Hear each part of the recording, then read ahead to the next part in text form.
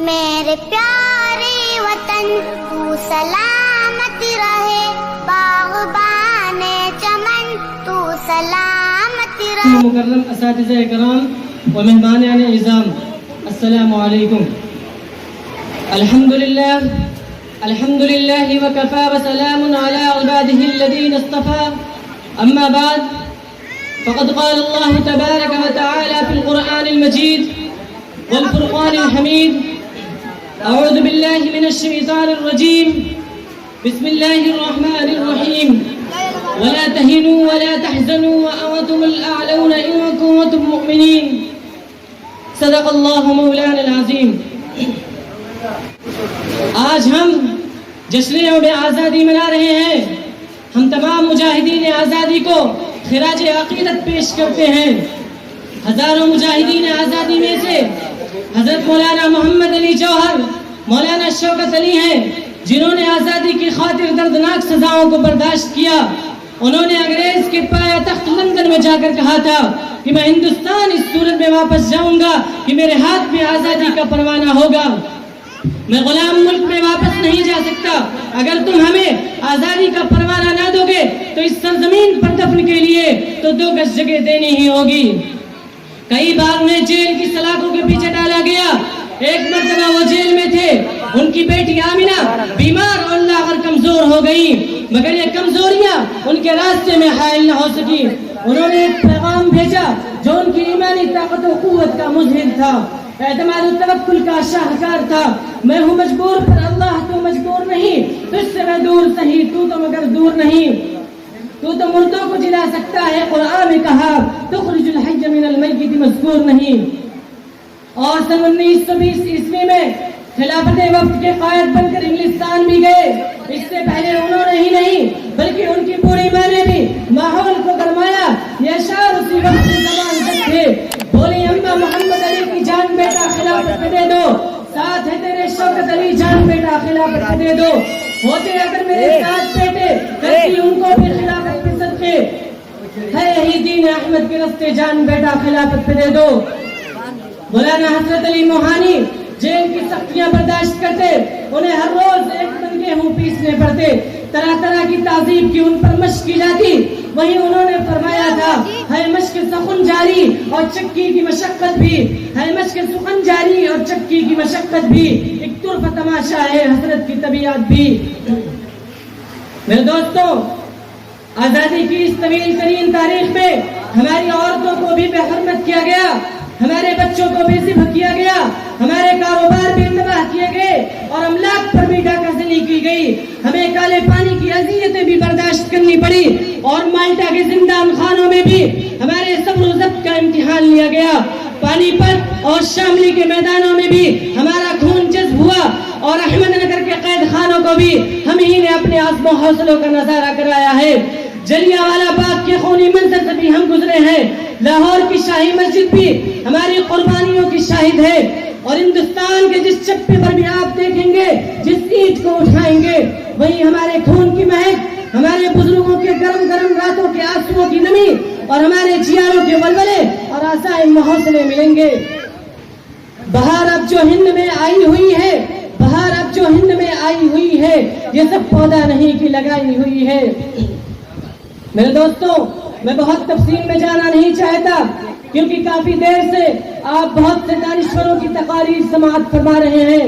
اب مزید گنجائش نہیں، بس صرف اتنا کہہ دینا چاہتا ہوں کہ آزادی کی لڑائی 2 4 یا 10 20 لوگوں کی قربانیوں کا نتیجہ نہیں ہے، بلکہ آج ملک کو اس مقام تک لانے کے لیے بے شمار لوگوں نے اپنی جان سے ہاتھ دھوئے ہیں، جن کا ہم نام تک نہیں جانتے، ان کے گلی کوچوں اور مکانوں سے ہم واقف نہیں۔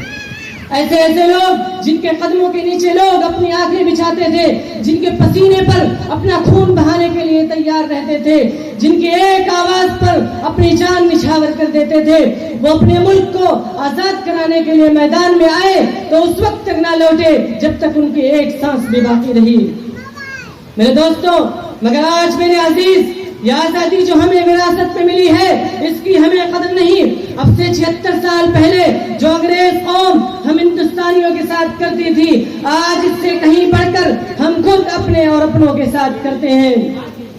آج جب ہندوستان آزاد ہو گیا، ہمارا ملک ہمارا ہو گیا، خون کی ندیاں بہا کر، اپنی عورتوں کو بیوہ اور بچوں کو یتیم بنا کر، جب ہم نے غلامی کی سرحد کو پار کر لیا اور آزادی کے ماحول میں سانس لینے لگے، تو اب ہماری مثال اس مگرمچھ کی سی ہو گئی ہے جو خود ہی اپنے بچے کو جنم دیتی ہے اور خود ہی انہیں کھا جاتی ہے۔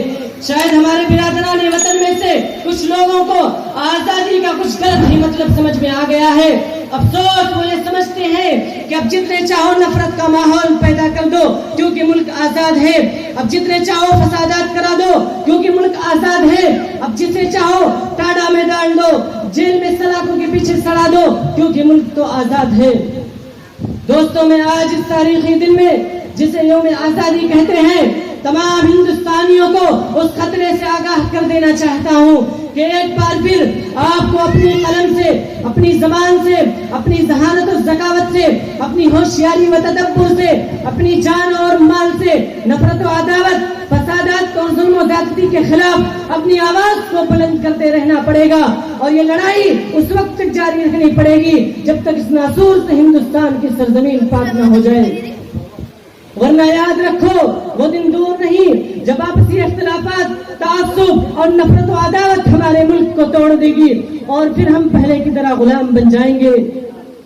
میرے دوستوں، یہاں آج جو بھی رہتا ہے وہ برابر کا حصے دار ہے۔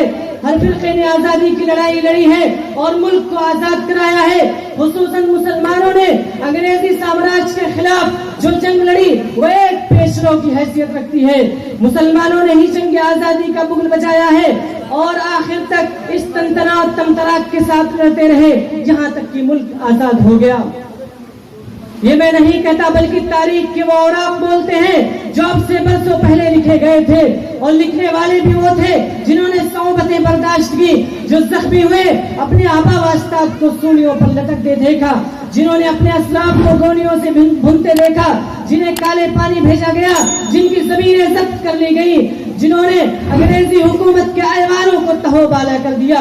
اس لیے آج اس اسٹیج سے ٹیپو سلطان کا ایک حامی، شاہ عبد العزیز کا ایک وفادار، مفتی کفایت اللہ کا ایک متبع، مفتی محمود الحسن کا ایک علم بردار، گاندھی اور نہرو کا ایک سفیر، سبھاش چندر بوس کا ایک سپاہی یہ کہہ دینا چاہتا ہے کہ یہ ملک آزاد ہے، اسے آزاد رہنے دو۔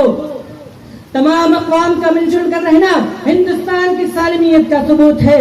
اگر ان اقوام میں سے کوئی ایک قوم بھی کسی دوسرے کو پچھاڑ دینے کی کوشش کرے گی تو پھر یہ ملک سالم نہیں رہ سکتا بلکہ ٹکڑے ٹکڑے ہو جائے گا، اور جو بھی ایسا کرے گا وہی غدار ہے، اس سے پورے ملک کو نبرد آزما ہونا چاہیے۔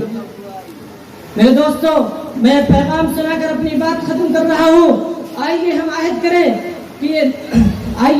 کریں کہ دوسرا یوم آزادی اس حال میں آئے کہ ہم پوری طرح آزاد ہو، ہمارا ملک لمحہ بلمحہ تک ترقی کر رہا ہو، ہم اپنے بزرگوں کی قربانیوں کا لحاظ کر کے اپنے ملک کی روایات و اقدار کو برقرار رکھ کر فخر کے ساتھ کہہ رہے ہوں کہ ہمیں فخر ہے کہ ہم ہندوستانی ہیں۔ وآخر دعوانا ان الحمدللہ۔